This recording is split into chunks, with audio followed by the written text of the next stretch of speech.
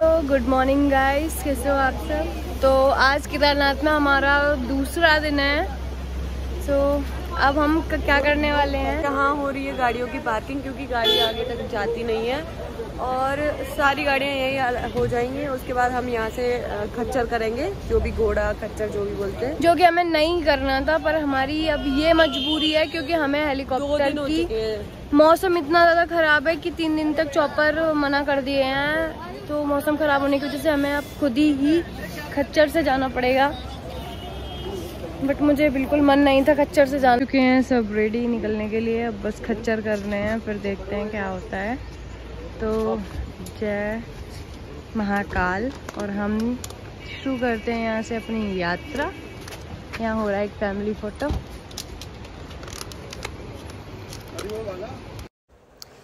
तो देख सकते हैं आप, बहुत ज़्यादा लंबी लाइन है। अभी तो मतलब शुरुआत भी नहीं हुई है और इतनी लंबी लाइन है ना, मैं बता नहीं सकती आप लोगों को। तो आप लोग प्लीज़ कोशिश करें कि सुबह 3 बजे से लाइन में लगें, तब जाके आप कहीं आपका नंबर आएगा, क्योंकि बहुत ज़्यादा लंबी लाइन है, बहुत लोग यात्रा कर रहे हैं।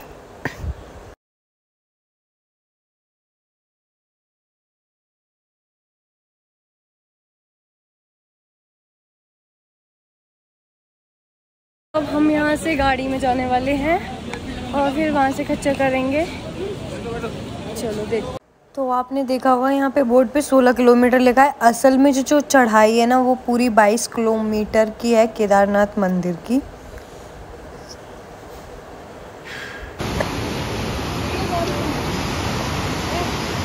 ये देख सकते हैं आप लोग, यहाँ आने वाले यात्रियों ने कितनी प्लास्टिक डाल रखी है। इतना साफ पानी है, प्लास्टिक देखिए।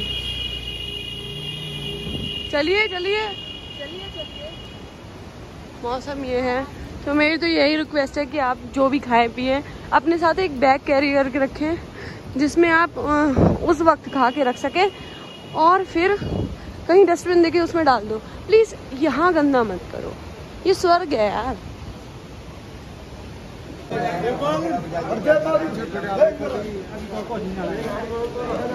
यहाँ हम घोड़े की बात कर रहे हैं।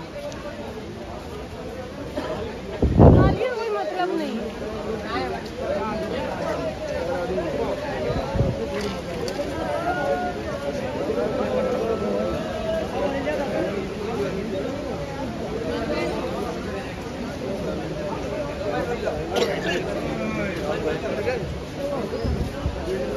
तेज भूख लग रही है।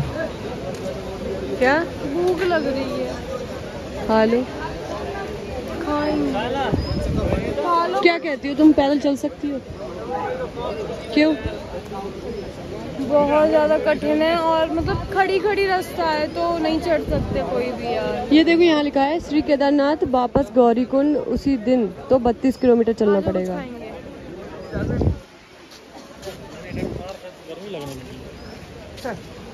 ऐसे कमर में बांध लो।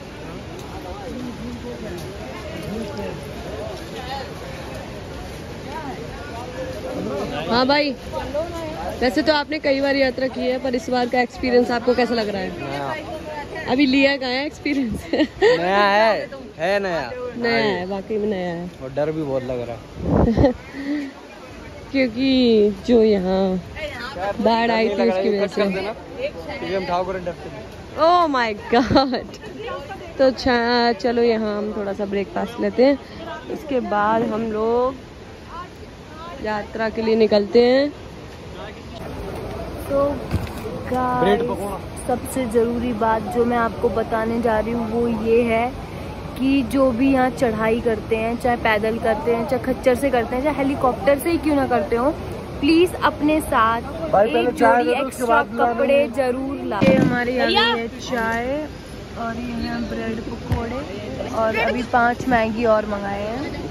यहाँ से ब्रेकफास्ट करके ही निकलेंगे हम लोग। एक्चुअली तो आप लोग, कितना मौसम खराब हुआ है अभी, बारिश हो रही है फिर से।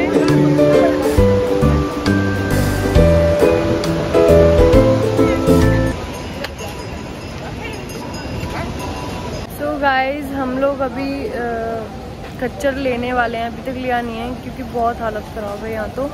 और बारिश मतलब ये समझ लो लगा होती ही रहती है, तो कंपलसरी है कि आप लोग रेनकोट ले ही लें। और कोशिश करें कि जितने भी अगर आप अपने साथ कोई बैग लाते हैं या जो भी लाते हैं वाटर प्रूफ ही लाएं, क्योंकि यहाँ के मौसम का कुछ पता नहीं है, कब बदल जाए कब क्या हो जाए। तो प्लीज़ अपने साथ सेफ्टी की हर चीज़ लाएं। अम्ब्रेला जैसे फ़ोन के लिए स्पेशली वाटर प्रूफ कवर जो आते हैं वो लें। और दूसरी चीज़ है कि मतलब अगर पैदल भी चढ़ाई कर रहे हैं या घोड़े से कर रहे हैं, किसी से भी कर रहे हैं, तो जो आप एक जोड़ी कपड़े पहने हैं ना, उसके अलावा भी आप एक जोड़ी कपड़े रख कर ही लाएं। बहुत ज़्यादा कंपलसरी है, रख के ही लाना है, क्योंकि अगर रेनी कोट भी बाई चांस मतलब गीले तो होने ही होने हो पता है, और ऊपर जाके भी कुछ पता नहीं है। अगर स्टे कर जैसे मौसम ख़राब हो गया ना, तो आपको ऊपर रोक देंगे, फिर आपको नीचे नहीं आने देंगे, तो आपको वहाँ स्टे करना पड़ेगा। तो उसके हिसाब से आप एक जोड़ी कपड़े लेकर ही जाएं, ओके। और तीसरी चीज़ है कि अपने साथ कपूर ज़रूर रखें, क्योंकि जैसे जैसे ऊपर जाएंगे आप वैसे वैसे आपको ऑक्सीजन की कमी होगी। तो जो कपूर होता है ना हमारा, वो हमारे ऑक्सीजन लेवल को बढ़ाता है, मदद करता है उसमें। तो कपूर ज़रूर साथ रखें। कुछ खाने का साथ रखें, नट्स वगैरह, ड्राई फ्रूट्स वगैरह, ताकि मतलब आपका जो मुंह चलता रहना चाहिए, जिससे कि आपको चलने में भी आसानी होगी और सांस लेने में भी आसानी होगी। और बाकी देखते हैं आगे का सफ़र कैसा रहता है हमारा। अभी तो हम सिर्फ इतना ही आए हैं, हमारी तो हालत ख़राब हो गई है अभी से। बाकी आगे देखते हैं क्या होता है, तो बने रहिए मेरे साथ इस ब्लॉग में।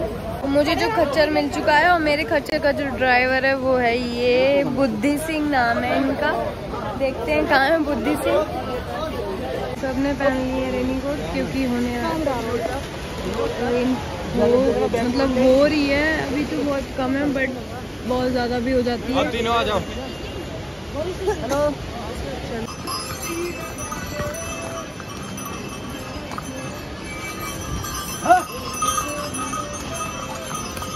भैया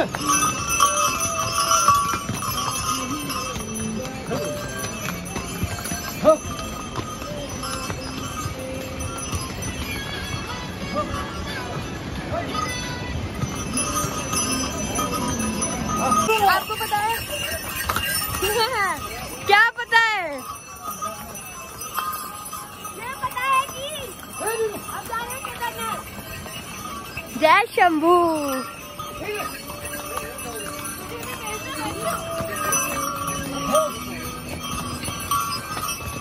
हमारे बाकी के लोग पीछे रह गए हैं। यहाँ बस खाली 1 2 3 4 हम 4 घोड़े हैं हमारे बस, बाकी के सारे लोग पीछे हैं। और बारिश बहुत तेज होने लगी है, मौज आ रही है, मौज।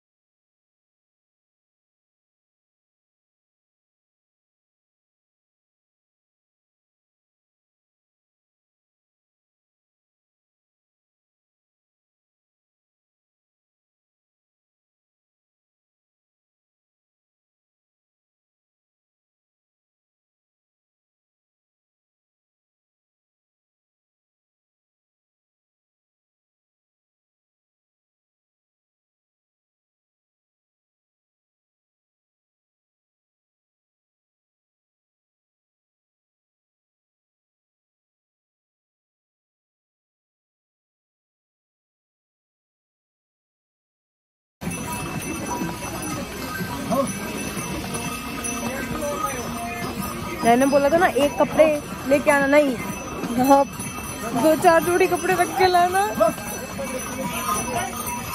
कुछ नहीं होता रेनकोट से।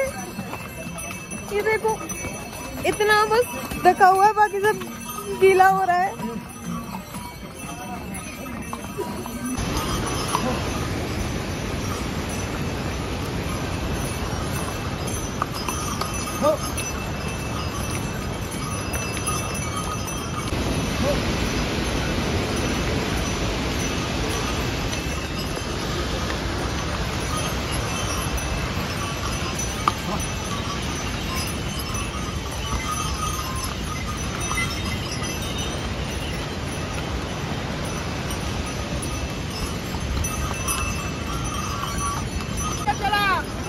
क्या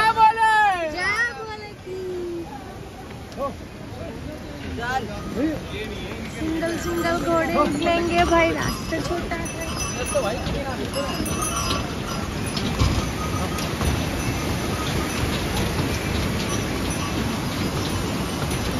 तो यहीं से आई थी बाढ़।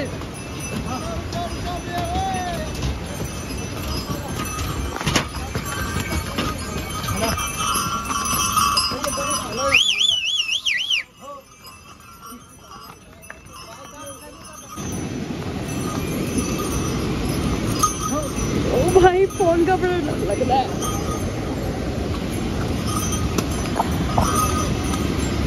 बहुत रिस्की है यहाँ तो ब्लॉग बनाना भाई, देखो फिर भी मैं बना रही हूँ। देख सकते हो आप किस तरह से झटके लग रहे हैं। तो तेरी बारिश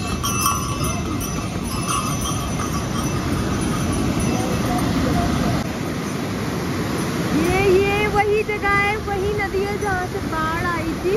और बता रहे थे कि ये मतलब पूरा ही पानी बहुत एरिया में था।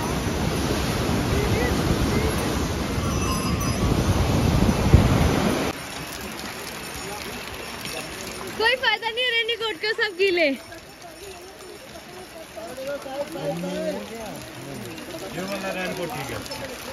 यही लेना चाहिए था। ज्यादा VIP चीज है ना, बेकार होती है कभी कभार। हाँ कुछ नहीं हुआ, बिल्कुल बहुत बढ़िया रहे थे भाई। ऐसे वाले रेनीकोट लेना, ऐसे वाले मत लेना, कोई फायदा नहीं है। तो यहाँ हम रुके हैं थोड़ा मैगी वैगी खाने के लिए, भूख लग रही है, सारे गीले हो रखे हैं। तो हम मंदिर तक आ गए हैं फाइनली। 4 घंटे 5 घंटे का सफर, और फाइनली अब हम आ चुके हैं। और हम पूरे भीग चुके हैं क्योंकि ये बारिश सुबह से हो रही है और हम बहुत भीग चुके हैं, बहुत गंदी हालत हो रही है। ये देखो पानी, देख सकते हो ऐसे आती है बाढ़ जैसे यहाँ आई थी पहले। मंदिर अभी थोड़ा सा दूर है बस। एक रेनकोट तो मैंने फाड़ दिया, अब ये मैं दूसरा यूज कर रही हूँ। एक तो खराब हो चुका है, ये दूसरा है।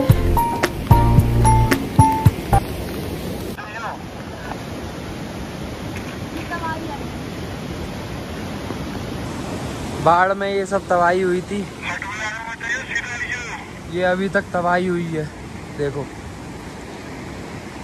अभी तक नहीं यहाँ पे मतलब काम हुआ है, चल रहा है काम।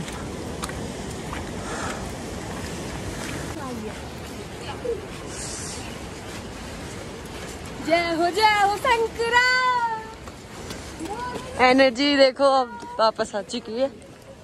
वैसे यात्रा तो कठिन नहीं थी, बस बारिश थी।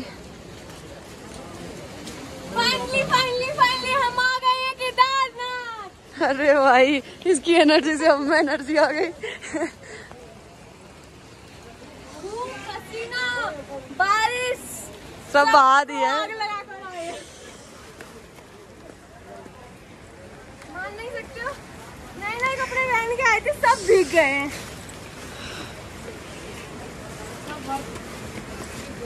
अब जैसी ने रील बने, जैसी वीडियो आए, लाइक कर देना बहुत सारे। बस मौसम खुल जाए तो थोड़ा सा व्यू मिल जाए, वही वाला जिसके लिए हम तरसते हैं। फाइनली हम स्वर्ग में तो एंटर कर चुके हैं। अब हवा कहाँ से आएगी ये पता लगे। हल्की ऑक्सीजन की प्रॉब्लम हो रही है। कपूर लाए तो हैं।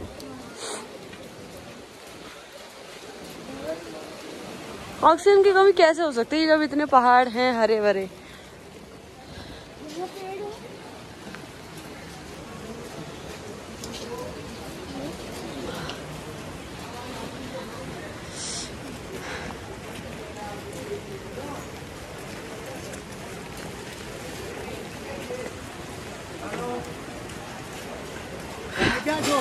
दूसरा लिया है तूने रेनीकोट? हाँ वो फट गया पूरे चेन से। फट गया? हाँ मंजिल अब दूर रही है। विश्वास नहीं हो रहा हम यहाँ आ गए। 2 दिन से हम इनके दर्शन के लिए तरस रहे थे। फाइनली एक एक कदम रखने में जो खुशी महसूस हो रही है और जो सफ़र की थकान है वो निकल रही है। और हम मंदिर के बहुत करीब है। जितना पास आता जा रहा है उतनी फेस पे स्माइल आती जा रही है।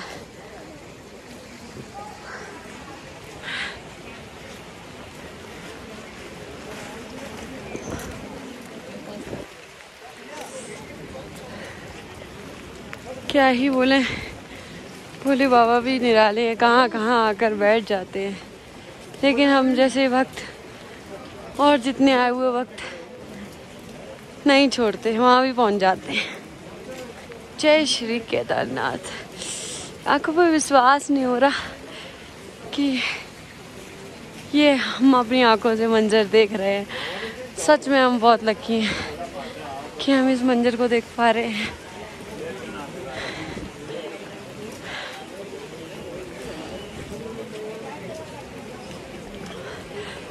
दो दिन से हम जिसके तड़प रहे थे, फाइनली वाह।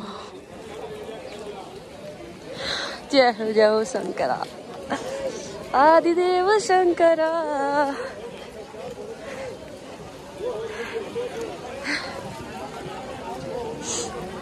जय हो भोलेनाथ की। बम बम भोले। ओए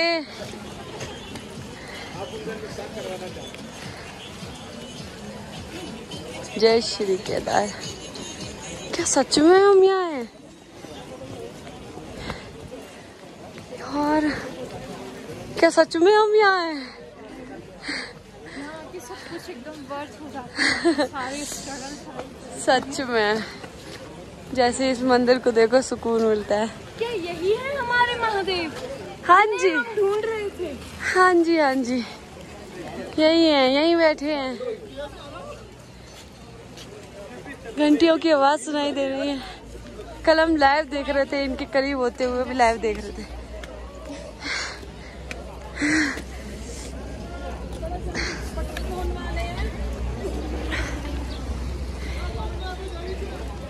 पट बंद होने वाले हैं, जल्दी चलो जल्दी। चलो 3 बजे पट बंद हो जाते हैं। और अभी का टाइम कितना हो रहा है? टाइम कितना हो रहा है? जय Shri Kedarnath. Oh my god, हे भगवान, आंखों पे भरोसा नहीं हो रहा। अभी फाइनली आ गए हम।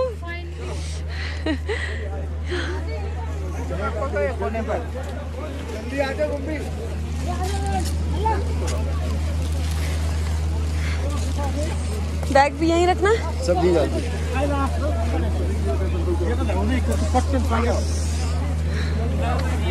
चलो, ये क्या खोल रही हो? आओ ऐसे, चलो जल्दी जल्दी।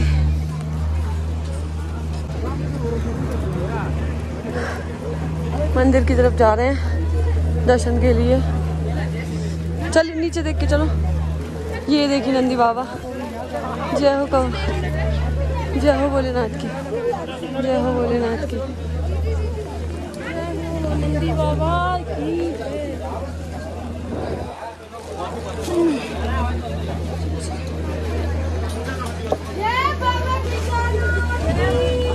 जय हो। प्रभु, बादलों की आवाज आ रही है।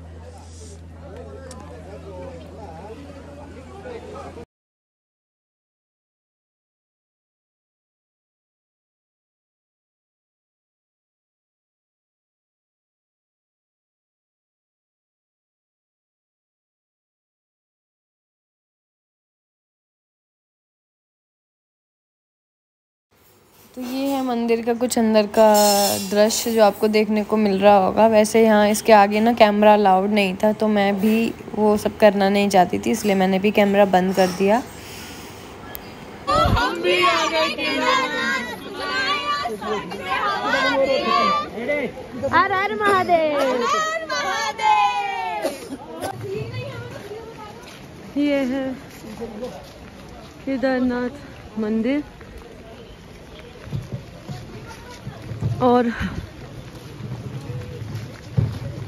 इस पत्थर ने मंदिर को बचाया था, वो हम आपको दिखाते हैं।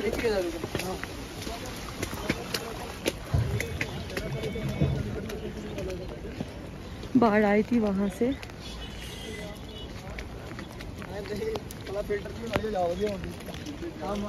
इस पत्थर की वजह कहा जाता है कि जब बाढ़ आई थी तो ये जो पत्थर था ना, ये ऊपर से 100 की स्पीड पे आ रहा था। और मानो मतलब जो अंदर पुजारी वगैरह थे वो जब देख रहे थे ये नज़ारा तो कह रहे थे आज तो सब गया और मंदिर भी गया, कुछ नहीं बचेगा। और यकीन मानो ऐसा चमत्कार हुआ कि ये मंदिर से बस थोड़ी दूर आके, वो भी 100 की स्पीड पे जो पत्थर आ रहा है वो आगे एकदम से रुक जाता है, मानो जैसे किसी ने इसे वहाँ रोक दिया हो। तो ये एक चमत्कारी पत्थर माना जाता है, इसे भीमशिला बोलते हैं। अब इसकी पूजा होती है क्योंकि इस मंदिर की वजह से, इस पत्थर की वजह से ये मंदिर बचा था और मंदिर के अंदर जितने भी लोग थे वो सब बचे थे। तो ये भी एक चमत्कार है। बाकी देख सकते हैं आप,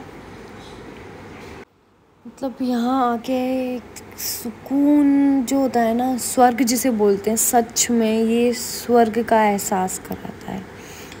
मतलब हम लोग इतने थके हुए थे फिर भी हमें इतना अच्छा फील हो रहा था ना यहाँ के, मतलब लग रहा है कि हम सच में स्वर्ग में आ गए हैं। बहुत अच्छा फील हो रहा था।